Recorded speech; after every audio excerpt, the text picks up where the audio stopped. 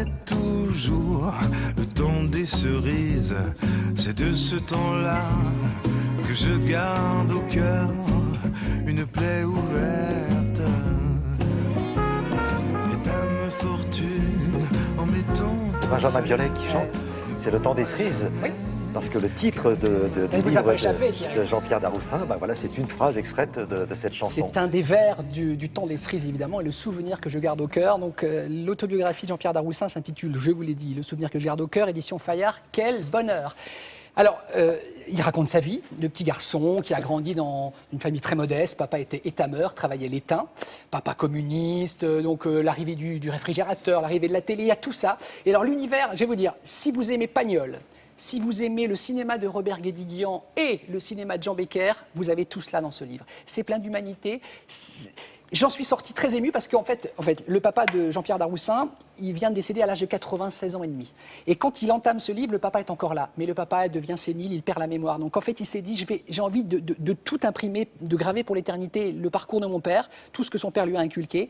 Il est décédé à la fin du livre, vraiment. Mais c'est un témoignage magnifique et j'en suis sorti bouleversé. Si vous voulez un bouquin pour l'été à emporter, c'est un livre qui fait du bien. Regardez.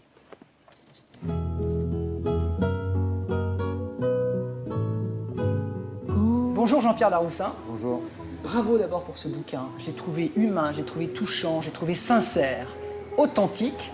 Et je me suis dit qu'il aurait pu s'intituler également Mon père, ce héros. Oui, bah, il est le personnage principal. Et c'est vrai que c'était un homme assez fascinant, assez exemplaire, qui a formé l'esprit, pas seulement le mien, mais beaucoup de mes camarades autour de moi aussi ont été imprégnés par sa spontanéité, son intelligence et sa façon de nous enseigner le goût de la vie. Vous écrivez, concernant votre enfance, on était plutôt pauvre. Pauvre en termes économiques.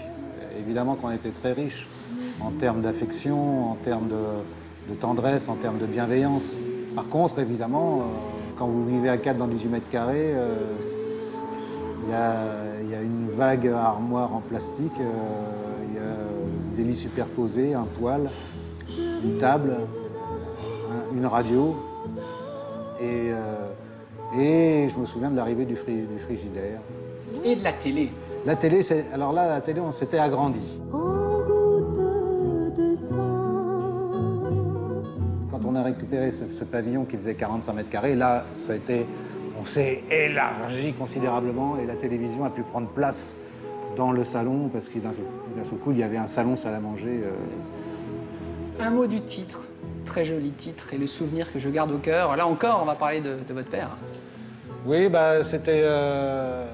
Les fêtes familiales étaient souvent ponctuées par le temps des cerises que les gens lui réclamaient parce qu'il avait une belle voix, qu'il chantait bien. C'est de ce temps-là que je garde au cœur une plaie ouverte. Et puis il faut dire que c'est une chanson qui évidemment est un symbole de la lutte qui est écrasée, mais de l'espoir en un printemps nouveau qui reviendra. Vous êtes à l'aise dans l'univers du cinéma, je ne dis pas dans le métier, ça c'est sûr, mais l'univers, puisque votre bouquin est plein d'humanité, plein plutôt de douceur. Or, la télé, le cinéma, c'est quand même un panier de crabes, on peut le dire. Donc, est-ce que vous vous sentez plutôt bien? Moi, j'ai beaucoup de candeur et je la garde. Je ne suis pas méfiant. De nature, je ne suis pas du tout méfiant. Et j'essaie de ne pas l'être. Et donc, quand on me dit que le métier est un panier de crabes, je l'entends, je veux bien le croire, mais ça ne me concerne pas. Un mot de Jean Becker. Jean, il m'a offert un rôle merveilleux. Dialogue avec mon jardinier, oui, Dialogue avec d'accord. mon jardinier. C'est un des plus beaux films que vous ayez tourné, je trouve, personnellement. Si je peux donner mon avis. Oui, quand on a la chance parfois de rencontrer un rôle qui synthétise beaucoup de choses, de ce que vous avez vécu, de ce que vous avez connu. C'est vrai que ce personnage-là est un personnage qui était assez proche enfin, qui avait une parenté avec les gens que j'ai connus plus jeunes, et dont mon père et son entourage, et les voisins et tout ça, c'était des gens comme ça autour de moi. Donc ce personnage-là, je le connaissais bien. Oui.